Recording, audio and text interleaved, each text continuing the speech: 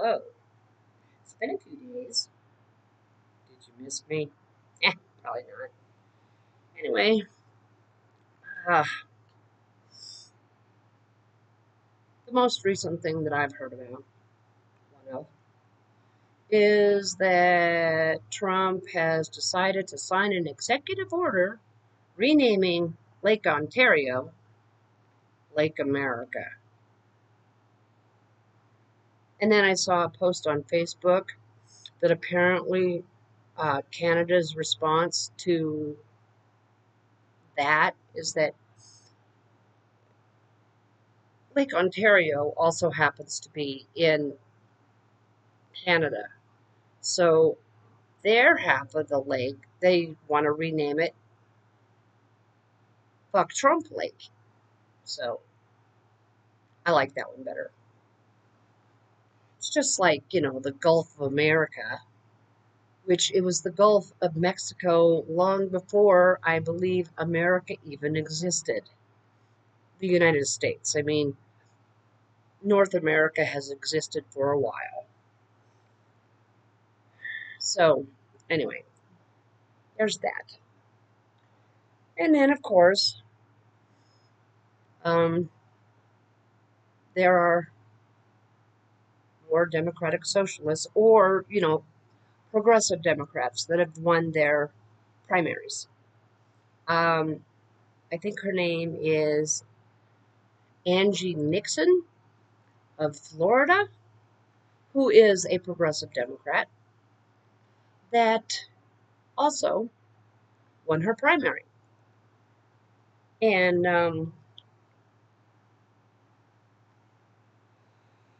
so that's awesome.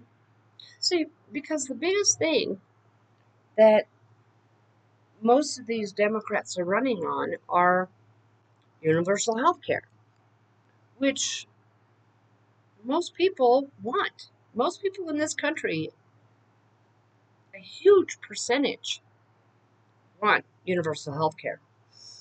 Which, the thing is it makes sense. All right. We are like one of the only countries that doesn't have it. And to prove my point, here are countries that do: the United Kingdom, Canada, Australia, Germany, um, France, Japan, Brazil, and additionally, Austria, Belgium, and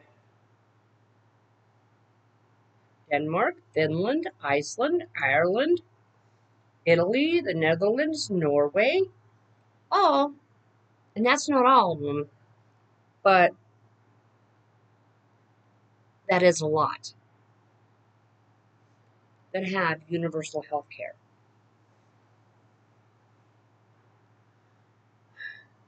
So, what the hell?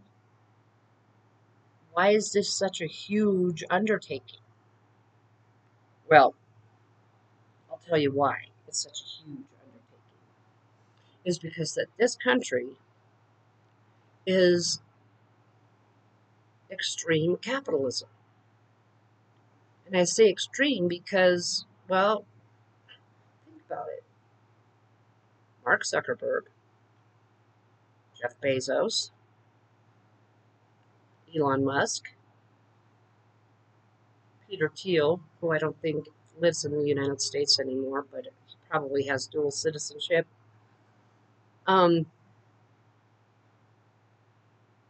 I mean, all of these people that are billionaires, all right, and they don't want universal health care because they don't want their tax burden to go up, which their tax burden is like little in comparison to the rest of, us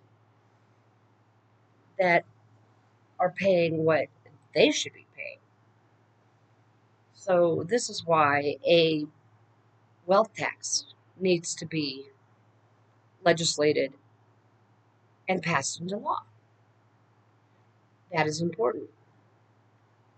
And it's not like they're going to get taxed to hell and back anyway. They're not going to wind up,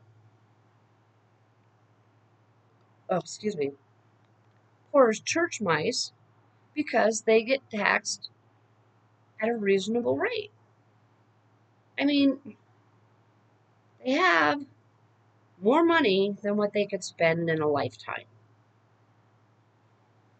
But no, instead, they buy elections, they buy politicians, mostly Republican. And what do Republicans do? They cut funding to essential programs. And of course, we recently lost Dolly Parton. Now, there is a great American. Seriously, she was iconic. She did more with her wealth than anybody else.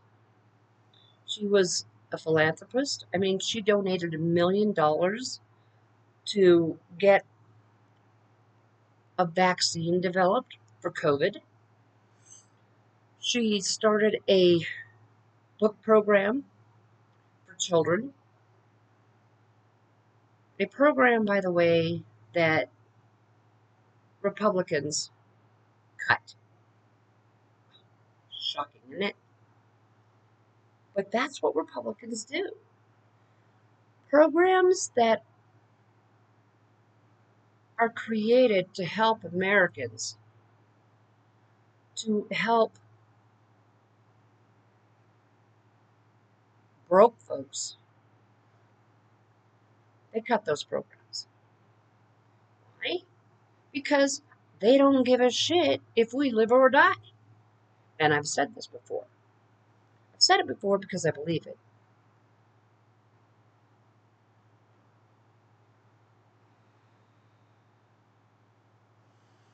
And then they turn around and they cut funding for cancer research, cut funding for child cancer research.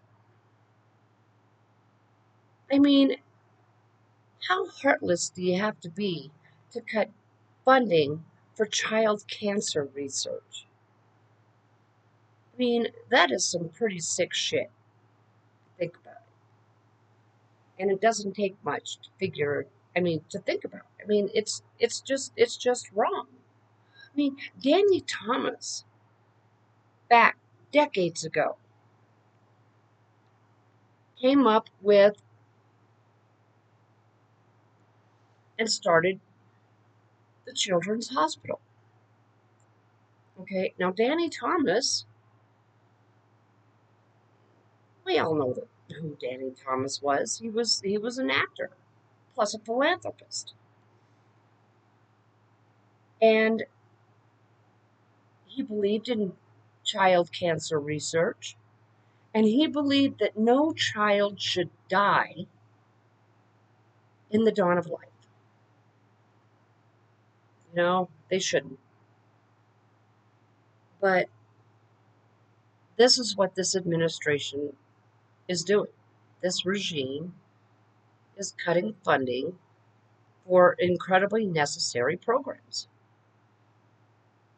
because the people that are, buying the politicians are very money motivated. Like some dogs or cats are very food motivated. These people are very money motivated. Which brings me to my next thing. There's a judge, I don't know what his name is or her name is, that is working on forcing the DOJ, Department of Justice, Department of No Justice, to release the rest of the Epstein files because of Katie Fang's lawsuit. And of course, they're fighting it tooth and nail, the DOJ, because Todd Blanche is not America's lawyer, he's Trump's lawyer. And the DOJ is not America's law firm, it's Trump's law firm. And they're supposed to be there to investigate serious crimes. And the Epstein files involve serious crimes. But I was going somewhere with this. Now I don't remember where. But that's the news. And, interesting sidebar here. This is going to make its way to the Supreme Court. And I'm curious to what the Supreme Court, how they will rule. Because, from what I understand, Trump is mentioned in these files a million times. Which, again, leads me to one of my previous things that I've said a couple of times, is that it's my opinion that Trump was a partner in this, if not the lead guy. I did a video on this just a few days ago. So, the reason why I asked why I wonder where the Supreme Court will land on this is because these things all happened before Trump was president, before he was elected back in 2016. So that's why they didn't take up the case of the $5 million plus interest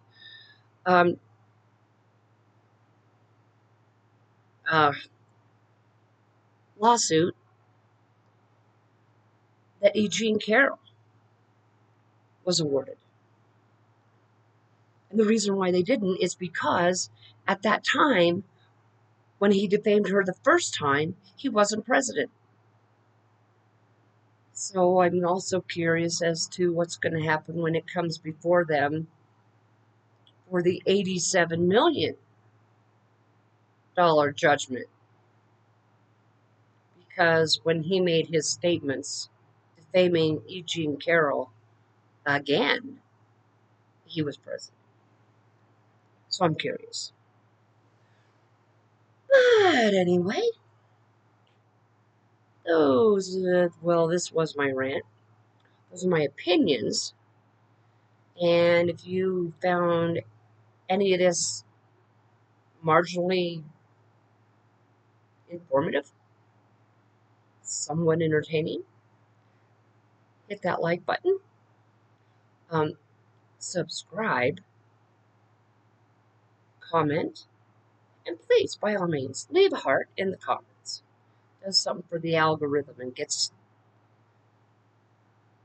me out there. But I'm going to end this now. And to all of my internet friends, please do me this favor. You know what I'm going to say, but I'm going to say it anyway. Please, take care of yourselves wherever you are.